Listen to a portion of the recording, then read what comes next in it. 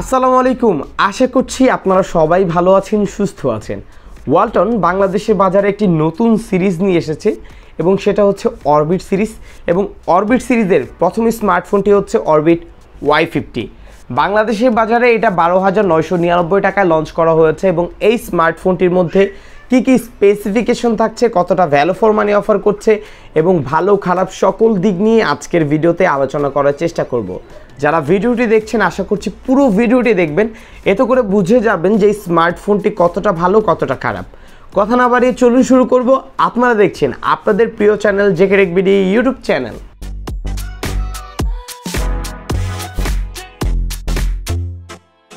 আজকের ভিডিওটি স্পন্সর হচ্ছে মদিনা টেলিকম। তাদের কাছে এই স্মার্টফোনটি সহ সকল ব্র্যান্ডের অফিসিয়াল স্মার্টফোনগুলো পেয়ে যাবেন।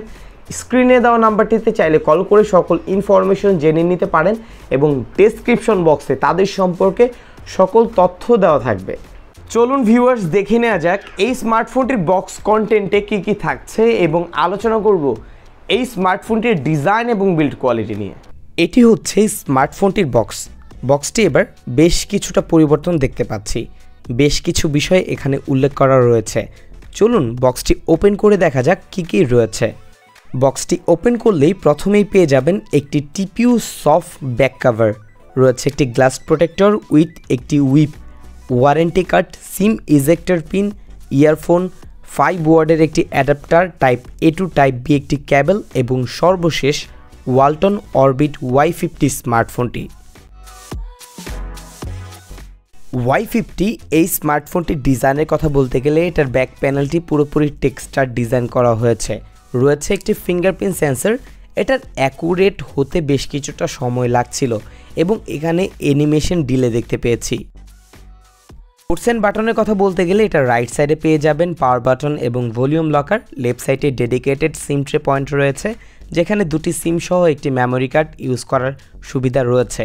ওপরের দিকে পেয়ে যাচ্ছেন একটি হেডফোন পোর্ট, নিচের দিকে রয়েছে টাইপ B চার্জিং পোর্ট এবং স্পিকার গ্রিল। এবং এই স্মার্টফোনটির ফ্রন্ট প্যানেলে ইউজ করা হয়েছে একটি ইউ নচ ডিসপ্লে। ভিউয়ার্স, এখন আমরা আলোচনা করব এই স্মার্টফোনটির স্পেসিফিকেশনে আমাদেরকে কি কি কনফিগারেশন অফার করছে। স্মার্টফোনটির স্পেসিফিকেশনের কথা বলতে গেলে এখানে ইউজ করা হয়েছে 6.82 ইঞ্চির IPS HD+ ডিসপ্লে, যার রেজলিউশন থাকছে 720x1640 পিক্সেল। র্যাম হিসেবে থাকছে 4GB র্যাম এবং 64GB রম। এখানে আপনি চাইলে 256GB পর্যন্ত এক্সটেন্ডেড মেমোরি কার্ড ইউজ করতে পারবেন। প্রসেসরে এখানে ইউজ করা হয়েছে মিডিয়াটেকের হিলিও A22 12 ন্যানোমিটার আর্কিটেকচারে বিল্ড করা একটি চিপসেট, যার জিপিইউ থাকছে CE8300। এবং এই স্মার্টফোনটিতে ব্যাটারিতে ইউজ করা হয়েছে 4200 mAh ব্যাটারি এবং বক্সে দেওয়া 5 ওয়ার্ডের চার্জার দিয়ে এটা চার্জ করতে সময় লেগে যাবে প্রায় 3 ঘন্টা প্লাস।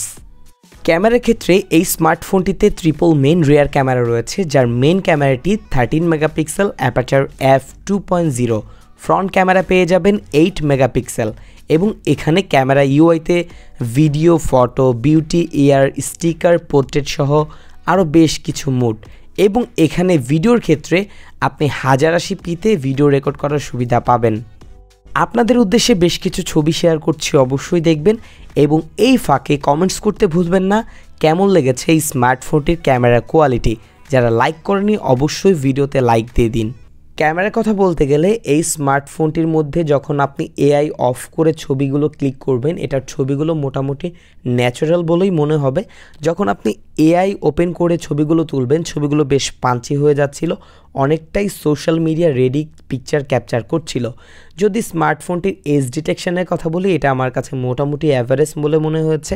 আরেকটু বেটার কাজ করার প্রয়োজন ছিল এখানে।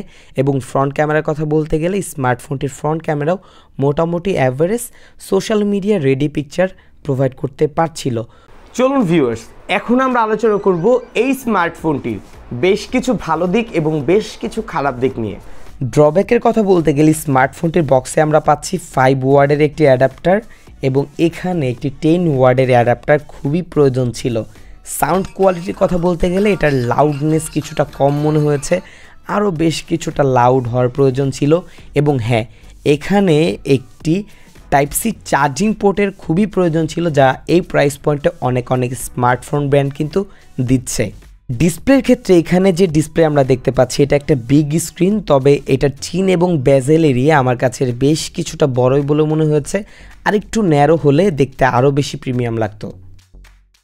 প্রসেসরের কথা বলতে গেলে এই প্রাইস পয়েন্টে এখানে যে আমরা চিপসেটটি দেখতে পেয়েছি সেটা আমার কাছে কিছুটা বেমানান মনে হয়েছে। যদি এই প্রাইস পয়েন্টে ইউনি অ্যাসোসি টাইগার সিরিজের যে কোনো একটি চিপসেট ইউজ করা হতো তাহলে প্রসেসিং পারফরমেন্সের ক্ষেত্রে আরও কিছুটা বেটার পারফরমেন্স আমরা এখান থেকে পেয়ে যেতাম। ইউআই জনিত বেশ কিছু সমস্যা আমি দেখতে পেয়েছি, যেমন অ্যাপস ওপেনিংয়ের ক্ষেত্রে অনেকটাই লেটেন্সি ছিল, ছবি ক্যাপচারের ক্ষেত্রে আমরা লেটেন্সি দেখতে পেয়েছি, ভারী কিছু অ্যাপ যদি আপনি একসাথে ইউজ করতে যান সেই ক্ষেত্রেও কিছুটা ল্যাগ আপনি ফেস করবেন, এবং গেমিংয়ের ক্ষেত্রে ছোটোখাটো গেমগুলো খেলতে পারবেন, তবে যদি ফ্রি ফায়ার বেশ কিছুক্ষণ খেলেন অনেক ল্যাগ, ফ্রেম ড্রপ এই বিষয়গুলো আপনি দেখতে পাবেন। ব্যাটারিতে এখানে যে 4200 mAh ব্যাটারি ইউজ করা হয়েছে সেটা আমার কাছে বেশ কিছুটা কমতিই মনে হয়েছে। যেহেতু এখানে একটি বিগ স্ক্রিনের ডিসপ্লে আমরা পাচ্ছি, সেই অনুযায়ী এখানে সর্বনিম্ন 5000 mAh ব্যাটারি ইউজ করার প্রয়োজন ছিল, যা আমরা এই স্মার্টফোনটিতে পাচ্ছি না। এবং এটার যে ব্যাটারি ব্যাকআপ সেটা আপনাকে নর্মাল ইউজার যারা রয়েছেন আপনাকে অনায়াসে একদিন পর্যন্ত নিয়ে যেতে পারবে, তবে যদি হেভি ইউজ করেন সেই ক্ষেত্রে দিন শেষে আবারও চার্জ দেওয়ার প্রয়োজন হতে পারে। এই স্মার্টফোনটির বেশ কিছু ভালো দিকের মধ্যে এখানে রয়েছে একটি big screen display. Big screen display হওয়ার কারণে এখানে যে সুবিধাগুলো পাচ্ছেন, যদি আপনি একজন কন্টেন্ট লাভার হয়ে থাকেন এখানে যে ভিডিওগুলো আপনি দেখবেন সেগুলোর কন্টেন্ট ওয়াচিং এক্সপিরিয়েন্স আপনার কাছে বেশ বড় মনে হবে এবং দেখতেও বেশ ভালো লাগবে। আপনি যদি এখানে ফেসবুক ইউজ করেন, ইউটিউব ইউজ করেন, সেখানে সব কিছুই একটু বড় বড় দেখতে পাচ্ছেন এবং এটা দেখতেও কিন্তু বেশ ভালো লাগে। এবং স্মার্টফোনটিতে রয়েছে 4GB র্যাম এবং 64GB রম, যা র্যাম এবং রমের ক্ষেত্রে খুবই ভালো। এই স্মার্টফোনটির ডিজাইনের কথা বলতে গেলে ডিজাইনটা আমার কাছে বেশ প্রিমিয়াম বলেই মনে হয়েছে, আশা করছি আপনাদেরও ভালো লাগবে।